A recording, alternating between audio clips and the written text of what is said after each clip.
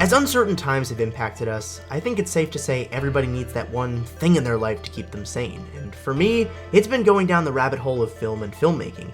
In my fan Q&A that I did last summer, I toyed with the idea of doing a favorite movies about music video, and I felt like now was a good time to do it. Whenever I come across a movie about music, I always find it interesting to see how Hollywood writers and directors will treat it. In my mind, it's one of the more assiduous genres to work on, from the big elaborate production design, choreography, or getting your actors to look somewhat competent while singing or playing an instrument. I can't say I've seen more than a select few films that have successfully pulled all of these elements off. That comes before we even start talking about writing and researching a compelling biographical film about a musician. This is a style that's become pretty popular as of late, though to me, there are similarly few that I'd consider to be of excellent quality.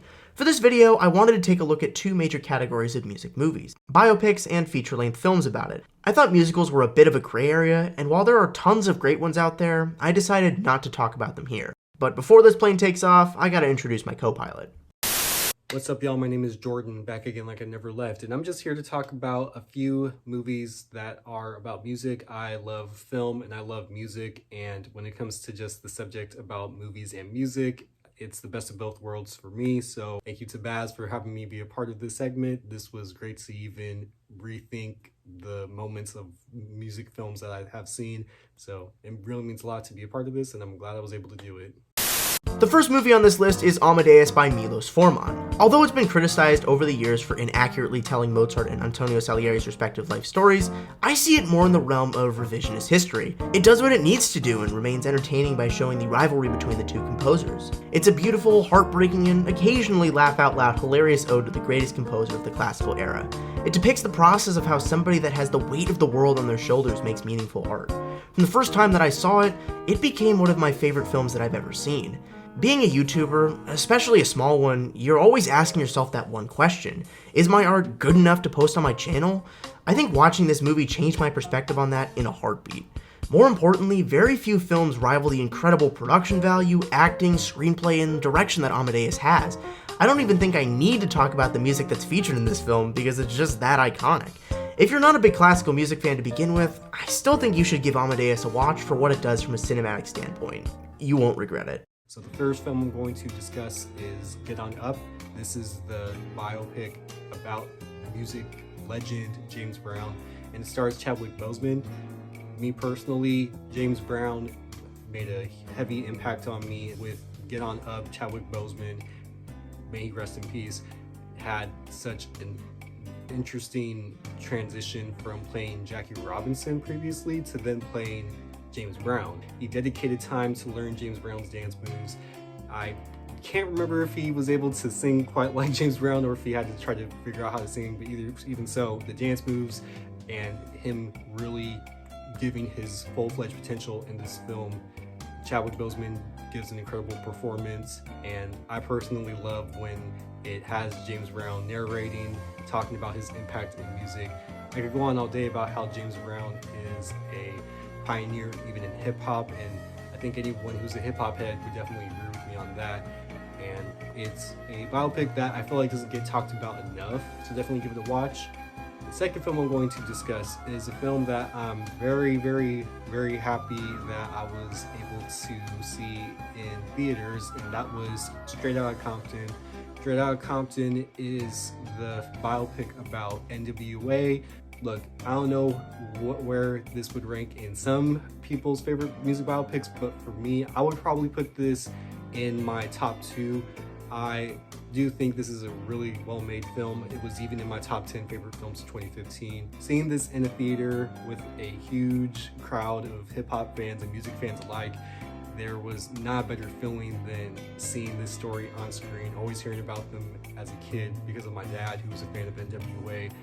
This was a monumental moment watching it on screen. I will say that there are some things that aren't in this movie when it comes to certain things about Dr. Dre and Ice Cube, and that's because they are executive producers of the film. But that aside, even though it has them kind of being cookie cutter in terms of making sure their image is picture perfect, I will say that this is still an essential film that music fans, hip-hop fans, and just film fans alike should check it out. And plus, it was nominated for an Oscar for Best Original Script. I would definitely say it got snubbed in other categories, but that's fine. As a lover of both cinema and the Beach Boys, it's frustrating how Love and Mercy rarely gets mentioned as one of the better music biopics out there. While it doesn't have the same mass appeal as something like Bohemian Rhapsody or Rocket Man, those films often get embellishments for the sake of telling a story. This film, on the other hand, defies many of the narratives associated with what a biopic should be and is filled to the brim with incredibly powerful performances and storytelling. Plus, all of the musical scenes remain very faithful to the source material, with many of the scenes being directly written from the Pet Sounds studio session transcripts. It's just fascinating to watch how all of Brian Wilson's ideas were brought to life in the studio, and those scenes are some of the film's most memorable. It's a very tall task to win everybody over with the work done on a biopic, but it was praised by both critics and the subject material for its authenticity.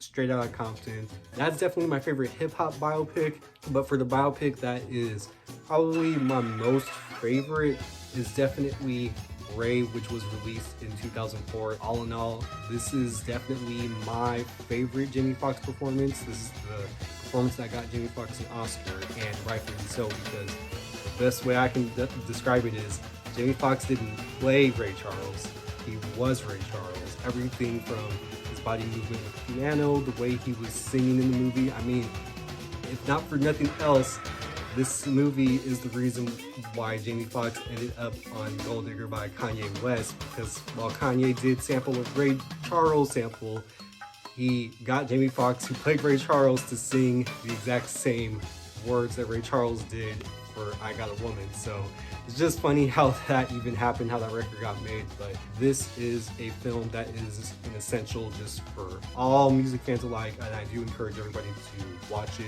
And it's definitely probably my favorite movie I've seen, like I said, of Jamie Foxx, and also just any biopic, period. Switching over to the music-specific movies now, a film like Almost Famous by Cameron Crowe is a great starting point for your journey. The film is an intimate look at a young rock and roll journalist covering the tour of a popular fictitious band, Stillwater.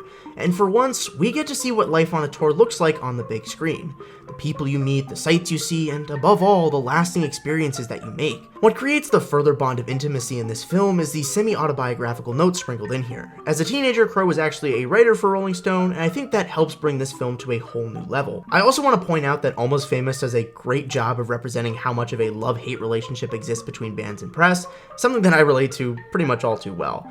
I haven't watched this one in a while, but I have watched it at points in my life where I was starting to create a deeper relationship with music. I hope this film enlightens you as much as it did for me. Like Love and Mercy, Damien Chazelle's Whiplash is not for the faint of heart. Overall, it's a brilliant, yet pretty intense movie about jazz music and all of its inner workings. It's got exceptional pacing, great performances, and what other movie can say they have a stentorian 28-minute criticism from music tuber Adam Neely saying this movie isn't jazz enough? In fairness, he's definitely right that jazz isn't represented in the most wholesome way, but regardless, the musical elements of the film are a great way to help ramp up the drama that you're seeing on screen. Not only is it in the form of physical and verbal abuse, but playing Caravan in 11/8 time is a close second. Now, when it comes to my favorite movies about music, I'm gonna go with a pick that some people might be surprised by, and that is Dreamgirls. For me, this film embodies so many different things. I mean, I love the fact that this is a film which is based on a 1981 Broadway play that was based on different music acts of Motown, the Supremes definitely included. As a kid, I had thought this was a movie about Diana Ross and the Supremes, and it's not. That's the beauty of it. It's almost kind of taking different aspects of their careers, but it's put into this film, and you could not even be a Motown fan and still enjoy this movie. I love everything from the soundtrack. I still get goosebumps hearing the title track sung by Beyonce, Jennifer Hudson, and Nika Noni Rose. This is, to me, again, one of my favorite music films probably of all time. In a day and age where we don't get too many movies about music, we do get musicals, but we don't get movies that take us back to the earlier days of music. I would still say Dreamgirls is probably my favorite film about music, and for what it's worth, I can't wait to rewatch this soon. And now we have the last movie on our list, Pop Star, Never Stop, Never Stopping. If you're looking for something on the lighter side, this is gonna be up your alley. It's a balls-to-the-wall riot from beginning to end, brought to you by the guys from The Lonely Island. Full of amazing cameos and quirky musical numbers, it's one of those movies that never fails to put a smile on my face whenever I watch it. You could give the argument that it's more of a musical, but I felt like the way the guys weaved music into the film was to show how absurd Connor For Real's character is. If you've seen this movie, you know how well that assessment holds up. And while some people watch movies as a form of entertainment or an escape from reality, I like to watch movies to learn how people see the world around them. It's incredible to watch how vivid a director's memories of their years in jazz band were in Whiplash, the satirizing of eccentric musical figures in Popstar, or somebody wanting to tell deeper stories of acclaimed acts like NWA or the Beach Boys. In some films, as of late, production studios are using musical motifs as a plot device more than anything. Music is already a magical thing that brings so many people together, so you don't need to have these crazy stories to get that idea across. When you're a filmmaker, it's your top priority to be genuine. I strongly believe the films we've talked about in this video are a testament to just how great storytelling and filmmaking can be in a genre that's often difficult to portray on screen. Hopefully you all enjoyed the list we've put together and found some new films to add to your watch list.